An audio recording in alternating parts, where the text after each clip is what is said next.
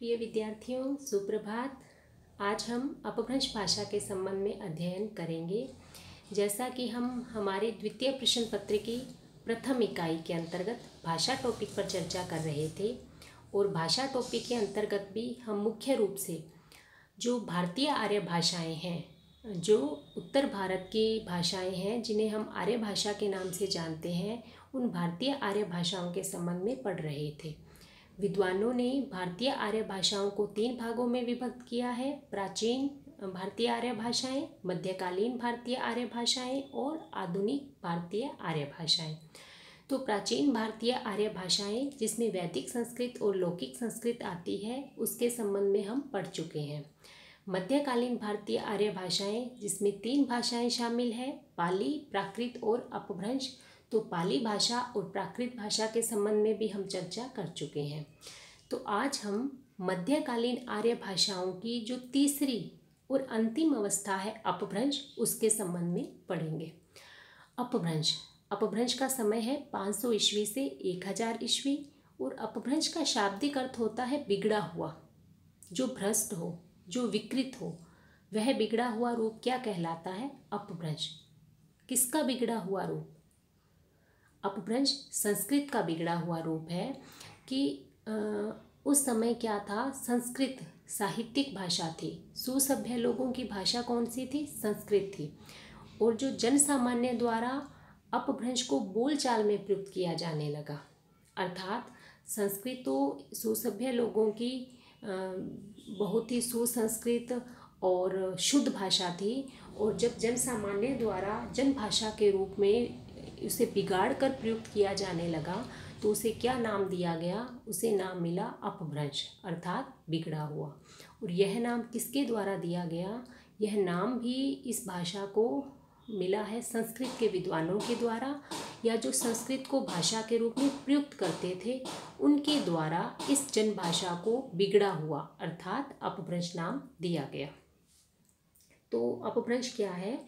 मध्यकालीन आर्य भाषा की तीसरी और अंतिम अवस्था अपभ्रंश भाषा है। तीसरी यानी पहले पाली, उसके पश्चात प्राकृत, और अंतिम और तीसरी कौन सी हो गई है? अपभ्रंश।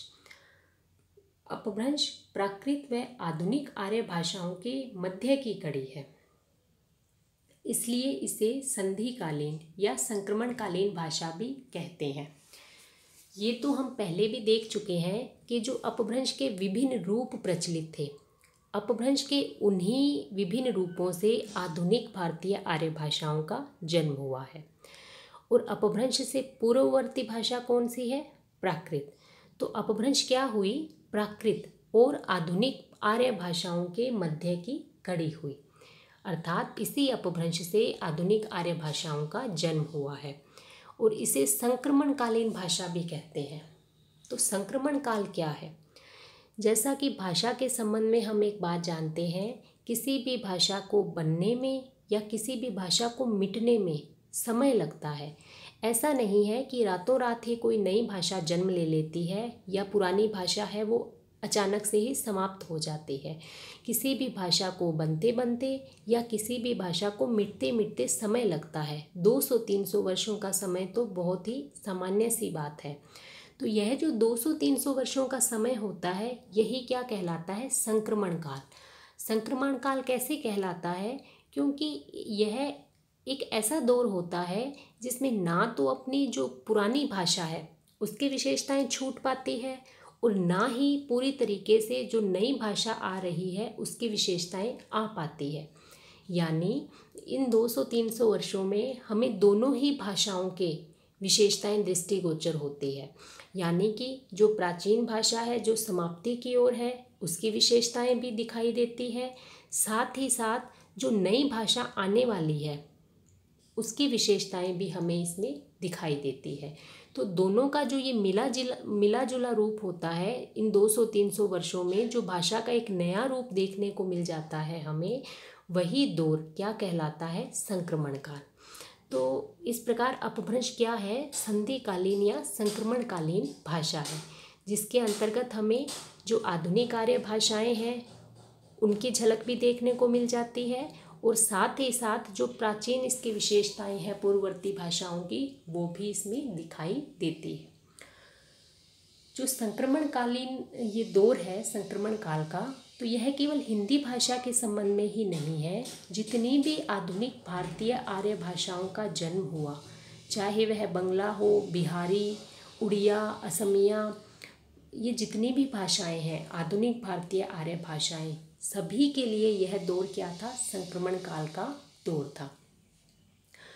अपभ्रंश का समय माना गया है 500 ईस्वी से 1000 ईस्वी, ठीक है।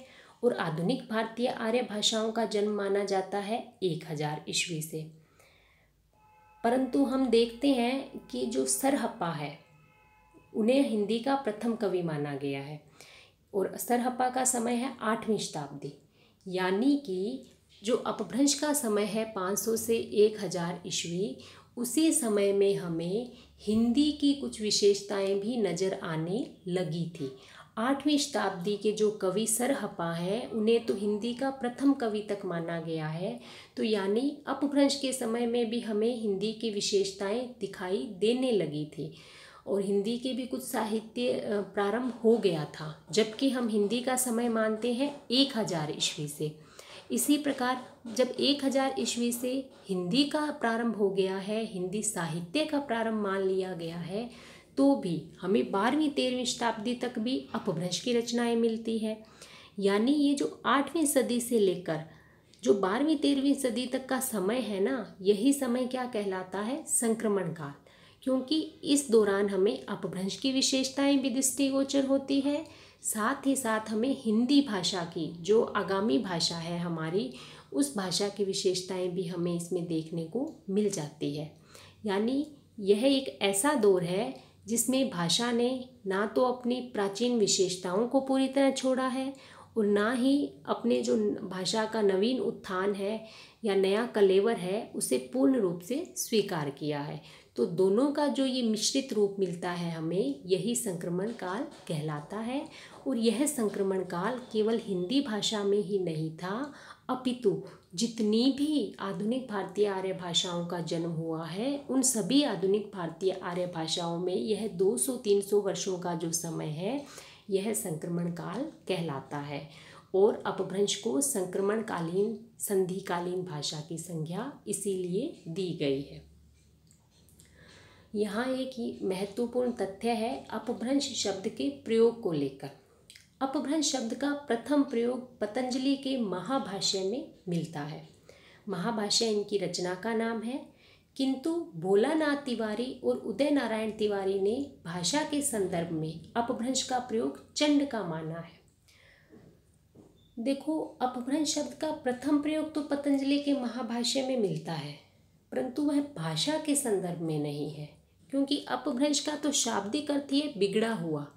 यानी किसी भी बिगड़े हुए, किसी भी विकृत रूप को अपभ्रंश की संज्ञा दी जा सकती है, किंतु एक समुचित भाषा के रूप में जो प्रथम प्रयोग है अपभ्रंश शब्द का, वह माना गया है चंड का।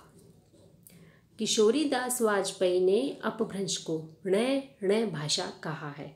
क्यों कहा है? क्योंकि यह ट वर्ग बहुला भाषा मानी जाती है। ट वर्ग यानी ट, ठ, ड, ढ, ण। तो ये जो ण भी क्या है? ट वर्ग का पंचम अक्षर। तो अपभ्रंश में क्या है? ट वर्ग बहुतायत से पाया जाता है। दूसरा, न को भी ण कहा जाता है। इस कारण किशोरीदास वाजपेयी ने इसे ण भाषा भी कहा है।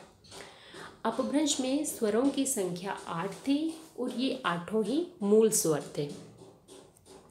च, छ, ज, झ अपभ्रंश में स्पर्श व्यंजन थे। हिंदी में आकर ये जो स्पर्श व्यंजन है, ये स्पर्श संघर्षी व्यंजन कहलाए, किंतु अपभ्रंश में ये स्पर्श व्यंजन के अंतर्गत ही आते थे। अपभ्रंश अपनी पूर्ववर्ती भाषाओं की तुलना में वियोगात्मक होने लगी थी। हमने एक बात पहले भी की थी कि भाषा के विकास क्रम में हम दो बातें बहुत बार बार देखने को मिलती है कि एक तो भाषा संयोगात्मक से वियोगात्मक हो रही थी और दूसरी भाषा कठिन से सरल हो रही थी। तो संयोगात्मक का मतलब था जब शब्द और शब्द के जो कारक चिन्ह हैं उनका एक साथ ही प्रयोग किया जाता है तो वह संयोगात्मक रूप होता है। और वियोगात्मक में क्या होता है, जो शब्द है और जो कारक चिन्ह या जिन्हें हम विभक्ति चिन्ह भी कहते हैं, इनका जब अलग अलग प्रयोग किया जाने लगा, जैसे राम ने पत्र पढ़ा, तो यहाँ राम और ने इन दोनों का अलग अलग ही लिखा जाता है और अलग अलग ही उच्चारण किया जाता है, तो यह वियोगात्मक की प्रवृत्ति है। जबकि संस्कृत में क्या लिखा जाता है, राम ने, इसके लिए लिखा जाएगा रामेण, यानी यहाँ पर जो विभक्ति चिन्ह या जिसे कारक चिन्ह कहें शब्द के साथ ही संयुक्त है, इसीलिए वह भाषा क्या थी, संयोगात्मक। और अपभ्रंश क्या है, अपनी पूर्ववर्ती भाषाओं की तुलना में वियोगात्मक होने लगी है। इसी प्रकार वियोगात्मक के साथ साथ ही अपभ्रंश भाषा में क्या है, शब्द क्रम भी निश्चित होने लगा है। जैसे पूर्ववर्ती भाषाओं में शब्द क्रम बिल्कुल भी निश्चित नहीं था। कर्ता, कर्म, क्रिया, यह जो शब्द क्रम है जो हिंदी में पूर्ण रूप से निश्चित हो चुका है, यह अपभ्रंश में पहले की भाषाओं की तुलना में काफ़ी हद तक निश्चित होने लगा था। अपभ्रंश तद्भव शब्द प्रधान भाषा थी और कदाचित यह तद्भव प्रधान भाषा थी, इसीलिए इसे अपभ्रंश अर्थात बिगड़ा हुआ यह नाम मिला। क्योंकि यदि तत्सम शब्दों की ही प्रधानता होती तो इसका रूप ही नहीं बिगड़ता। इसने तद्भव शब्दों को अपनाया, जो देसी शब्द हैं उन शब्दों को अपनाया, तो इसी के कारण, तो देशी शब्दों को अपनाने के कारण ही, तद्भव शब्दों को अपनाने के कारण ही इसका रूप बिगड़ा और संस्कृत विद्वानों द्वारा या संस्कृत बोले जाने वाले लोगों द्वारा इसे अपभ्रंश कहा गया। तत्सम का मतलब है संस्कृत के वह शब्द जो बिना रूप परिवर्तित किए ही प्रयोग में लिए जाएं, वह तो कहलाते हैं तत्सम शब्द। और तद्भव का मतलब है संस्कृत के वे शब्द जो कुछ रूप परिवर्तित करके, रूप बिगाड़ के या संवार के, ये अलग बात है, किंतु रूप परिवर्तित जरूर होता है। तो संस्कृत के वे शब्द जो रूप परिवर्तित करके प्रयोग में लिए जाएं, वे कहलाते हैं तद्भव शब्द। तो अपभ्रंश क्या थी, तद्भव शब्द प्रधान भाषा थी, जिसमें देशज शब्दों को अपनाया गया, तद्भव शब्दों को अपनाया गया। इसी के कारण इसका रूप बिगड़ा और इसे अपभ्रंश की संज्ञा भी प्राप्त हुई। अपभ्रंश में विभक्तियों की संख्या केवल 3 रह गई। अब देखिए भाषा के विकास क्रम में भाषा किस प्रकार सरल होती जा रही है। संस्कृत में कितनी विभक्तियाँ थी, संबोधन को मिलाकर 8 विभक्तियाँ थी। पाली में 6, प्राकृत में 4 और अपभ्रंश तक आते आते विभक्तियों की संख्या रह गई 3 और नपुंसक लिंग पूरी तरह समाप्त हो गया था। अपभ्रंश की एक अन्य विशेषता है, यह उकार बहुला भाषा थी। उकार यानी जो उ स्वर है, उ स्वर से युक्त जो शब्द है, उन शब्दों का प्रयोग अपभ्रंश भाषा में बहुतायत से किया गया है। शब्द रूप जो संस्कृत में 24 थे, पाली में 12, प्राकृत में 8 और अपभ्रंश में कितने रह गए, 6। इस पंक्ति को समझने का प्रयास कीजिए कि शब्द रूप संस्कृत में कितने थे, 24। 24 कैसे हुए, संस्कृत में विभक्तियाँ कितनी थी, संस्कृत में विभक्तियाँ थी 8 और वचन कितने थे, 3, एक वचन, द्विवचन और बहुवचन। तो 8 विभक्तियों में 3 वचनों में जब किसी शब्द का रूप चलता है तो कुल रूप कितने हुए, 24। जैसे कि 10वीं कक्षा तक आप सभी ने संस्कृत पढ़ी है, तो संस्कृत में आपने शब्दों के रूप भी याद किए हैं। जैसे राम को ले लो, बालक को ले लो, तो जब आपने राम के रूप याद किए थे, रामः रामौ रामाः, रामम रामौ रामाण, इस प्रकार, तो ये कुल कितने रूप थे, 24 थे। 8 × 3 यानी 24 थे। पाली में कितने रह गए, 12, प्राकृत में 8 और अपभ्रंश में आकर कितने रह गए, 6, क्योंकि अपभ्रंश में विभक्तियाँ कितनी रह गई थी, केवल 3 और वचन कितने थे, 2, तो शब्द रूप कितने रहेंगे, 6। तो ये जो भाषा क्या है, कठिन से सरल हो रही है। सर्वाधिक शब्द रूप संस्कृत में ही थे 24। इस प्रकार भाषा के विकास क्रम में भाषा कठिन से सरल होती जा रही है और जो शब्दों का वैविध्य है, जो शब्द रूप में विविधता है, वो समाप्त होती जा रही है। राजस्थानी अपभ्रंश की जेठी बेटी कहलाती है। जेठी बेटी मैंने बड़ी बेटी। अपभ्रंश से ही आधुनिक भारतीय आर्य भाषाओं का जन्म हुआ है, ये हम बात कर चुके हैं। तो जितनी आधुनिक भारतीय आर्य भाषाओं का विकास हुआ अपभ्रंश से, ऐसा माना जाता है कि सबसे पहले किस भाषा का विकास हुआ? राजस्थानी का। इसी कारण यह क्या कहलाती है? अपभ्रंश की जेठी बेटी कहलाती है। अपभ्रंश के उद्भव को लेकर यहाँ कुछ विचारकों के मत दिए गए हैं। डॉक्टर उदय नारायण तिवारी ने 700 ईस्वी से, नामवर सिंह ने भी 700 ईस्वी से अपभ्रंश की उत्पत्ति मानी है, किंतु डॉक्टर भोलानाथ तिवारी 500 ईस्वी के आसपास अपभ्रंश का जन्म बताते हैं। और हम भी सामान्य रूप से, या जो सर्वमान्य मत है उसमें 500 ईस्वी से लेकर 1000 ईस्वी तक का समय अपभ्रंश का माना जाता है। हालांकि 8वीं शताब्दी से ही हमें हिंदी के विशेषताएं दिखाई देने लगती है, और सरहप्पा जो 8वीं शताब्दी के कवि हैं, हिंदी के प्रथम कवि माने जाते हैं। फिर भी अपभ्रंश का समय माना गया है 500 ईस्वी से लेकर 1000 ईस्वी तक। रामचंद्र शुक्ल जो हिंदी साहित्य के एक प्रमुख इतिहासकार हैं, इन्होंने अपभ्रंश के लिए लिखा है, अपभ्रंश नाम सबसे पहले वल्लभी के राजा धारसेन द्वितीय के शिलालेख में मिलता है। अपभ्रंश के भेदों की बात करें तो उस समय अपभ्रंश के मुख्य रूप से 7 भेद थे, और इन्हीं 7 भेदों से अलग अलग आधुनिक भारतीय आर्य भाषाओं का जन्म हुआ। यह हम हमारे पहले के वीडियो में भी चर्चा कर चुके हैं कि अपभ्रंश के किस रूप से किन आधुनिक भारतीय आर्य भाषाओं का जन्म हुआ, और इन आधुनिक भारतीय आर्य भाषाओं में से किन भाषाओं को मिलाकर हिंदी भाषा परिवार बनता है। आगे देखते हैं हम अपभ्रंश साहित्य। अपभ्रंश क्या थी? जन भाषा थी। पाली भी जन भाषा थी, पाली प्रथम जन भाषा थी। और अपभ्रंश को नाम, अपभ्रंश का अर्थ ही शाब्दिक है, बिगड़ा हुआ, और इसे यह नाम ही इसलिए मिला कि इसने देशज शब्दों को अपनाया, तद्भव शब्दों को अपनाया, शब्दों को बिगाड़ कर अपने व्यवहार में प्रयोग करने लगे लोग, इसीलिए इसे अपभ्रंश नाम दिया। तो एक स्वाभाविक रूप से यह प्रश्न भी उपस्थित हो ही जाता है कि जब अपभ्रंश जन भाषा थी, बिगड़ी हुई भाषा थी, तो क्या इसमें किसी साहित्य की रचना नहीं हुई? क्या ये साहित्यिक भाषा नहीं थी? तो देखिए, अपभ्रंश की उत्पत्ति जन भाषा के रूप में हुई है, किंतु इसका यह मतलब कतई नहीं है कि अपभ्रंश में साहित्य की रचना नहीं हुई। इसकी उत्पत्ति अवश्य जन भाषा के रूप में हुई है, किंतु कालांतर में अपभ्रंश में बहुत ही उच्च कोटि का साहित्य भी लिखा गया है। अपभ्रंश के साहित्य की बात करें तो आदिकाल जब हम पढ़ते हैं हिंदी साहित्य के इतिहास के अंतर्गत, तो आदिकाल में संपूर्ण एक धारा ही अपभ्रंश साहित्य की पढ़ने को मिलती है, जिसमें स्वयंभू, पुष्पदंत, धनपाल, अब्दुल रहमान जैसे महान रचनाकार हुए हैं। तो यहाँ अपभ्रंश साहित्य के संक्षेप में चर्चा कर लेते हैं कि अपभ्रंश साहित्य में जो रचनाएं प्राप्त हुई है उसमें अधिकांश क्या है? जैन काव्य है। और इन जैन काव्य में जैन कवियों ने अपने जो जैन तीर्थंकर हैं या महापुराणों में जो कथाएं वर्णित हैं, उन्हीं कथाओं को जैन आदर्शों में ढालकर प्रस्तुत किया है। अपभ्रंश के सर्वश्रेष्ठ कवि और प्राचीन कवि स्वयंभू माने जाते हैं। स्वयंभू ने राम की कथा को लेकर पौमचर्यू की रचना की थी।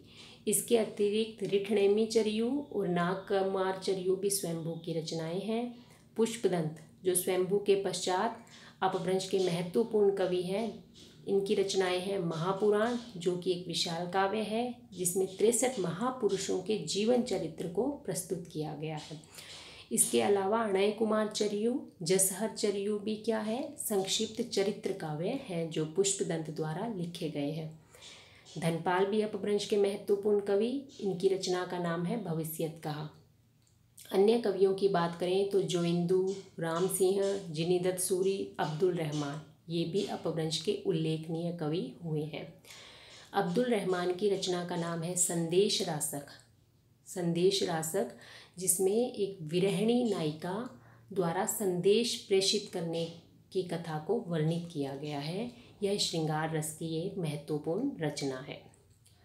जैनों के अतिरिक्त बौद्ध सिद्धों ने भी अपभ्रंश में रचना की है, जिसमें सरहप्पा कनहप्पा के जो दोहा कोश हैं वो महत्वपूर्ण माने जाते हैं। अब हम थोड़ी सी चर्चा अवहट के बारे में भी कर लेते हैं। वास्तव में देखा जाए तो अवहट क्या है? अपभ्रंश ही है। यह केवल नाम भेद और विद्वानों के मतभेद के कारण ऐसी स्थिति आ गई है जब यह एक विवाद का विषय बन गया है कि क्या ये दो भाषाएं थी, अपभ्रंश अलग भाषा थी, अवहट अलग भाषा थी। तो ऐसा नहीं है। अवहट वास्तव में क्या है? अपभ्रंश का ही परवर्ती रूप है। परवर्ती यानी कि पश्चात का, उत्तरवर्ती रूप जिसे कह सकते हैं कि अपभ्रंश का ही परवर्ती रूप है। अवहट क्या है? अपभ्रंश और हिंदी के संक्रमण काल की भाषा है। संक्रमण काल क्या है? हम चर्चा कर चुके हैं कि जब एक ऐसा दौर जब भाषा का स्वरूप स्थिर नहीं होता है, उसमें पूर्ववर्ती भाषा की विशेषताएं भी लक्षित होती है और अपनी आने वाली भाषा की विशेषताएं भी इसमें दिखाई देने लग जाती है। तो वह दौर जब भाषा का स्वरूप स्थिर नहीं होता है, वह क्या कहलाता है? संक्रमण काल कहलाता है। तो अवहट भी क्या थी? अपभ्रंश और हिंदी के संक्रमण काल की भाषा है। और इसी संक्रमण काल की भाषा को चंद्रधर शर्मा गुलेरी क्या कहते हैं? पुरानी हिंदी। पुरानी हिंदी से क्या मतलब है कि हिंदी का प्रारंभ कब से मानते हैं हम? 1000 ईस्वी के आसपास। और आज अगर हम बात करें कि सबसे पुरानी हिंदी कौन सी है, क्योंकि आज भी हिंदी ही चल रही है, तो पुरानी हिंदी कौन सी होगी? जो 1000 ईस्वी के आसपास लिखी गई या बोली गई वह पुरानी हिंदी है। तो इसी प्रकार चंद्रधर शर्मा गुलेरी ने जो लगभग 1900 ईस्वी के आसपास हुए, इन्होंने पुरानी हिंदी किसे माना? 1000 ईस्वी के आसपास। और 1000 ईस्वी के आसपास क्या था कि हिंदी का प्रारंभ भी हो गया था और अपभ्रंश की रचनाएं भी मिल रही थी। यानी एक ऐसा दौर था, एक ऐसे संक्रमणकालीन भाषा थी जिसमें अपभ्रंश और हिंदी दोनों की ही विशेषताएं हमें देखने को मिल रही थी। अब इस अवहट भाषा को ही क्या क्या नाम दिए गए हैं? परवर्ती अपभ्रंश यानी बाद की अपभ्रंश। अपभ्रंश का अपभ्रंश यानी अपभ्रंश क्या था? संस्कृत या कह लें कि अपनी पूर्ववर्ती भाषाओं का बिगड़ा हुआ रूप था। तो अपभ्रंश का अपभ्रंश यानी अवहट क्या है? अपभ्रंश का भी बिगड़ा हुआ रूप, यानी इसमें फिर कुछ परिवर्तन आ गए थे। पुरानी हिंदी, जैसा कि बात हो चुकी है, गुलेरी जी ने कहा है। प्राकृताभास हिंदी रामचंद्र शुक्ल ने कहा है। रामचंद्र शुक्ल ने इसे प्राकृताभास कहा है।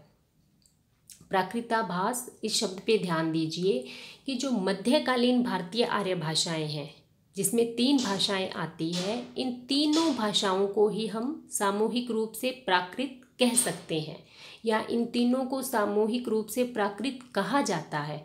जब तीनों को ही प्राकृत कहा जाता है तो पाली हुई प्रथम प्राकृत, और द्वितीय प्राकृत कौन सी हो गई? प्राकृत, और तृतीय प्राकृत कौन सी है? अपभ्रंश। तो यहाँ रामचंद्र शुक्ल ने इस भाषा को दिया है प्राकृताभास हिंदी, यानी ऐसी भाषा जिसमें अपभ्रंश के लक्षण विद्यमान है, अपभ्रंश की विशेषताएं है, ऐसी हिंदी। तो यहाँ प्राकृताभास से तात्पर्य द्वितीय प्राकृत से नहीं है, बल्कि यहाँ प्राकृताभास से तात्पर्य है तृतीय प्राकृत यानी कि अपभ्रंश। ऐसी हिंदी जिसमें प्राकृत का आभास हो रहा है, ऐसी हिंदी जिसमें तृतीय प्राकृत यानी कि अपभ्रंश का आभास हो रहा है, वह क्या है? प्राकृताभास हिंदी। और स्वाभाविक ही है, भाषा के विकास क्रम में एकदम से तो भाषा बन नहीं जाती, उसमें पहले की भाषा की विशेषताएं भी रहेगी, और जो नई भाषा आने वाली है उस भाषा के जो नवीन विशेषताएं हैं वो भी हमें नजर आएगी। तो पुरानी भाषा के भी लक्षण, पुरानी भाषा का भी इसमें आभास हो रहा है, इसीलिए शुक्ल जी ने इसे प्राकृताभास हिंदी कहा है। किंतु यहाँ प्राकृत शब्द से शुक्ल जी का तात्पर्य तृतीय प्राकृत यानी कि अपभ्रंश से है। ये बात आपके लिए समझने की है। देसिलबैना विद्यापति, विद्यापति कवि जिन्होंने अपनी रचना कीर्तिलता में अवहट को क्या नाम दिया है? देसिलबैना। कीर्तिलता में विद्यापति लिखते हैं, देसिलबैना सब जन मिठा ते तैसिन जब हो अवहट्ठा। देसिल यानी देशी, बैना यानी वाणी या वचन, कि जो देसी वचन है, जो देसी वाणी है, वो सभी को मीठी लगती है। ते इसलिए, तैसिन वैसे ही, जप हो जप करता हूँ, अवहठा अवहट में, कि देसी वाणी सभी को मीठी लगती है, इसीलिए मैं अवहट में ही जपता हूँ या अवहट में ही साहित्य रचना करता हूँ। तो यहाँ उन्होंने अवहट को देसील बैना नाम दिया है। अवहट में ऐ और औ दो नए स्वर आ गए। देखो, अपभ्रंश की बात करें तो वहाँ 8 ही मूल स्वर थे। उसके पश्चात जो ऐ और औ है, ये कब आए? ये जो अपभ्रंश के पश्चात जो संक्रमण काल का दौर था ना, जब हिंदी और अपभ्रंश दोनों की विशेषताएं हमें देखने को मिलती है, उसमें हमें ये दोनों नए स्वर देखने को मिलते हैं, जिसे हम अवहट में कह सकते हैं। अब हम कुछ अवहट की रचनाओं की बात करें तो ये कुछ कवि हैं जिन्होंने स्वयं स्वीकार किया है कि हम अवहट में अपने ग्रंथों की रचना कर रहे हैं। कीर्तिलता कीर्ति पताका विद्यापति की, वर्ण रत्नाकर है ज्योतिरीश्वर ठाकुर की, उक्ति व्यक्ति प्रकरण है पंडित दामोदर शर्मा, और संदेश रासक जो कि श्रृंगार काव्य है, जिसमें एक विरहिणी नायिका का के संदेश भेजने की कथा का वर्णन किया गया है, अब्दुल रहमान की, यह भी अवहट की रचना मानी जाती है। वैसे तो अब अगर अवहट का अस्तित्व ही ना माना जाए, क्योंकि ये वास्तव में क्या है, अपभ्रंश का नाम भेदी है और विद्वानों के ही मतभेद का परिणाम है कि अवहट और अपभ्रंश ये दो नाम प्रचलित हो गए हैं और आज इस पर एक विवाद हो रहा है। यदि अवहट की स्थिति को ही नकार दिया जाए तो ये सभी रचनाएं किस भाषा की मानी जाएगी? अपभ्रंश की। किंतु अगर अवहट को हम स्वीकार करते हैं तो ये सभी रचनाएं किसकी मानी जाएगी? अवहट की। तो हिंदी साहित्य के विद्यार्थी होने के कारण हमें ये जो अवहट और अपभ्रंश इसका विवाद चलता रहता है, इसकी सामान्य जानकारी भी होनी चाहिए। इसीलिए यहाँ संक्षेप में इस बात की जानकारी आपको दी गई है। अब अगर हम बात करें कि हमारे प्रश्न पत्र में किस प्रकार के प्रश्न आ सकते हैं, तो जो हमारे एक एक दो दो पंक्तियों के प्रश्न आते हैं उसमें तो सामान्य रूप से तथ्य पूछे जा सकते हैं कि शोरसैनी अपभ्रंश से किन आधुनिक भारतीय आर्य भाषाओं का जन्म हुआ, या हिंदी भाषा परिवार में कितनी उपभाषाएं हैं, कौन कौन सी हैं, या फिर कितनी बोलियां शामिल की गई हैं, प्राचीन भारतीय आर्य भाषाओं में कितनी भाषाएं हैं, इस प्रकार से। और अगर हम देखें कि कोई 4-5 पंक्तियों का बड़ा प्रश्न आता है तो उसमें किसी भाषा विशेष की विशेषताएं पूछी जा सकती है कि पाली भाषा की विशेषताएं बताइए, या दो भाषाओं की परस्पर तुलना की जा सकती है कि वैदिक संस्कृत और लौकिक संस्कृत में अंतर बताइए, या किसी भाषा का विकास क्रम भी पूछा जा सकता है कि मध्यकालीन भारतीय आर्य भाषाओं का विकास क्रम समझाइए, जिसके अंतर्गत हम पाली, प्राकृत और अपभ्रंश इन तीनों भाषाओं की थोड़ी थोड़ी विशेषताओं के संबंध में लिखेंगे। तो इस प्रकार के प्रश्न पूछे जा सकते हैं और अपभ्रंश के संबंध में हमने यहाँ चर्चा कर ली है। और अब हम आधुनिक भारतीय आर्य भाषाओं के संबंध में हमारे नए वीडियो में चर्चा करेंगे।